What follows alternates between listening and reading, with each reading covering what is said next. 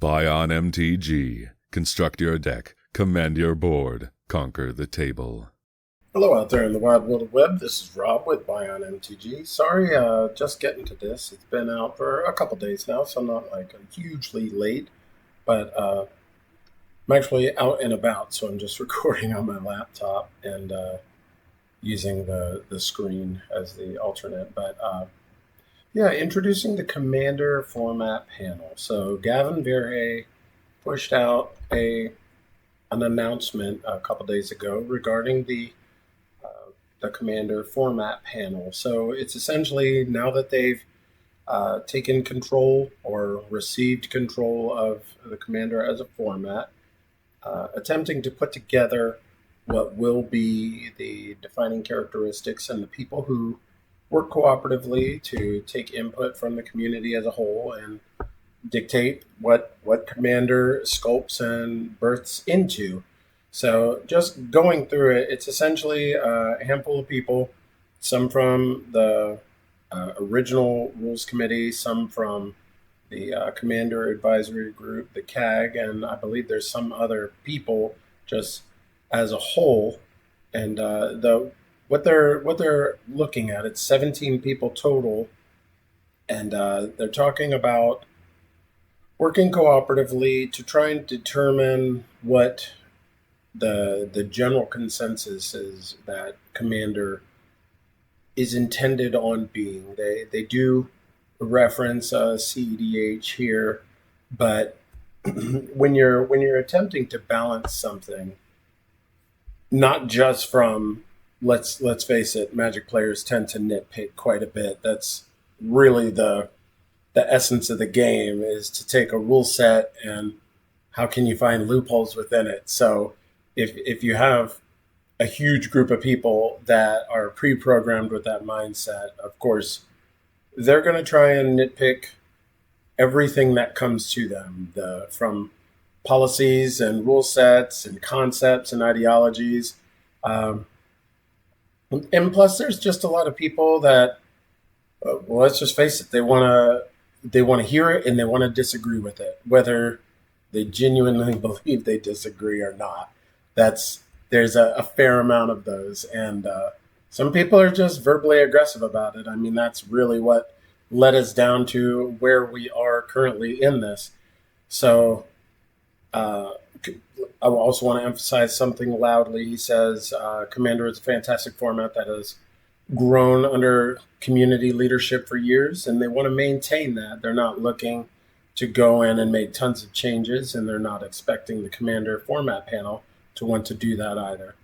So it doesn't say it specifically in here, but talking to a couple people that I interact with pretty regularly, it feels like the general consensus is they're going to make no dramatic changes, at least within this calendar year. Now, granted, that's not a lot of time. We only have a few months left of this calendar year, but, well, yeah, just a couple months left of the calendar year. And but they're at least going into it with the expectation of, let's see where it is first before we're attempting to fix anything. You have to determine what's broken. Talking about it and looking at this policy, they're talking about going to, GP, not GP, but Vegas. And they're all going to go there and attempt to establish bracketing. Yeah, here it is. MagicCon Vegas this weekend. They're going to get something in beta test. So it feels like, I will say, to clarify one of the things about what you can expect from brackets, they're totally an optional thing to help curate your group, much like the question, what power level is your deck, but clearer. And that's a nice thing to have. So when you have your play group, and those of you who only play within a specific play group, you don't really have to worry about that because you're all relatively on the same sheet of music. You're like, well, what is it? What power level is this new deck? And they'll normally reference, oh, it's like my Atraxa deck, just a little bit faster, or it's a lot like your Bruvac deck. So saying those kind of things work when you have a set play group. when you're meeting at like MagicCon or Command Fest, these are people you don't know. So you can't have those points of reference like, oh man, this is a lot like that Valgavoth deck you played last week that just annihilated. So play a stronger deck. These are strangers. So having a bracketing system, or at least a power level, or some buckets to compartmentalize things. So what bucket does it fall within? If it's a pre-con level, well, that's like a 1 bucket. And if it's a full CDH build, well, that's like a 4 bucket. Just utilizing the reference from the live stream, what Gavin Verhey was talking about earlier. But I think trying to assign a point system, or at least a caliber level, this is a tier 4 card, so that means it's in the strongest bucket. I think to utilize, what is it, Canadian Highlander, where they have point systems that are assigned, and your deck can be a total number of no greater than X amount of points. It feels similar to that, where it's almost like you take the mean average of the deck. So if the deck has a ton of tier 4 cards, well, that's a tier 4 deck. If the deck only has like 1 tier 4 card in it and everything else is 1s, 2s, and 3s, well, then it's probably like a 3.1. Because let's face it, if you're a Magic player, you're a relatively smart individual, usually, and you can take those things into consideration. Yeah, it's a 3.1. What does that mean? Well, it's 1s, 2s, and 3s, but it does have 1 level 4 in it. And you're like, oh, okay.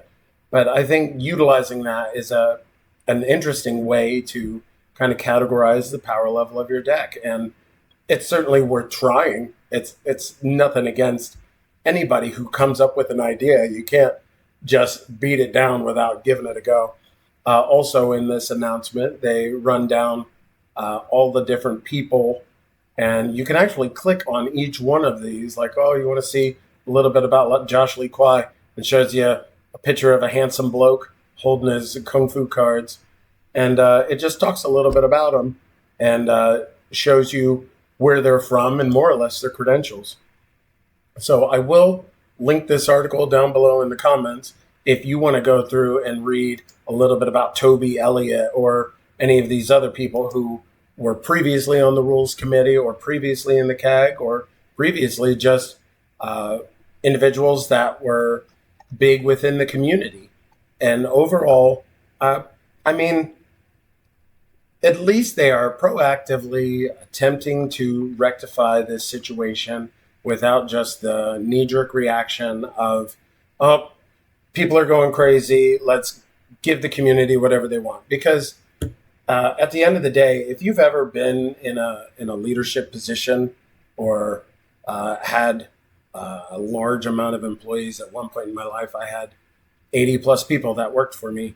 And the general consensus of the masses is not always correlated or aligned with really what's in the best interest for the masses, because sometimes you need somebody from an outside perspective to take a bigger picture idea or concept and kind of round it out into something that is better for the community, maybe not for each and every possible situation or every scenario that you could potentially outline, but you're not looking at making a format that is perfect for 100% of the people. You're looking to make a format that is fun and functional and enjoyable for 95% of the people. There are going to be people that are upset with, regardless of what comes out. It's impossible to appease everyone. And Gavin actually mentions that in this, trying to get 17 Commander players to agree, and just taking it as a funny little quip. It's definitely accurate. You can have 3 people that agree on something in Commander, and still the debate feels like a disagreement, even though you're all essentially saying the same thing. But overall, I'm looking forward to seeing what they get out of this, to see what the molding in the future looks like. And overall, I'm looking forward to seeing what the general consensus in this team starting at 17. And he did say it'll dwindle down a little bit as they find what right looks like. How many people do you legitimately need? But looking forward to seeing where Commander goes. If there are any revisions to the ban and restricted list, I'm curious what you all think would be reasonable cards to reintroduce back into the format. Is Biorhythm okay? Is Coalition Victory okay? Really, is Hull Breacher? Is Hull Breacher okay for the format? Probably not, but man, that card was backbreaking. But overall, if you have ideas or comments regarding the current banned and restricted list, or even an idea how you think they could potentially approach it, should they unban everything and just start banning things as it becomes too oppressive? I'd like to see a lot of Twiddle Storm Time Vault decks come out of the woodwork and watch Library of Alexandria jump to, I don't know, probably $11,000-ish if I was a betting man. But yeah, or if they should just leave it as is and just adjust accordingly. That's what I think they would do. They might adjust one or two cards, but they are probably going to leave this ban and restricted list steadfast as it's been for quite a while. But overall, I hope you all are having a great day. We are getting danger close, so don't forget to get out there and vote. And I'm Rob. This is Bion MTG. Good luck and have fun. Thank you for watching. Please like, subscribe, and comment down below.